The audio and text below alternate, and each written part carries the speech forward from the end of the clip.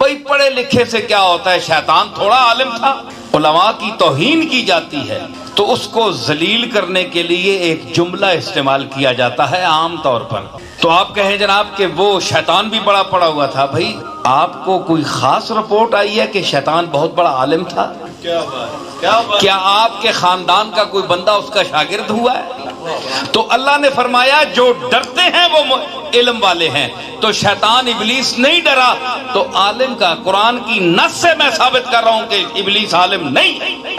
बोले अगर किसी को इतराज है तो बेशक करे कि अव्वल मुखातबीन सहाबा किराम हैं। तो आप ये बताएं कि अल्लाह ने उनके लिए क्या फरमाया कि रजी अल्लाह अन्हुम व रजू अन्हु, कि अल्लाह इनसे राजी हुआ और ये अल्लाह से राजी हो गए। अल्लाह खबर दे रहा है।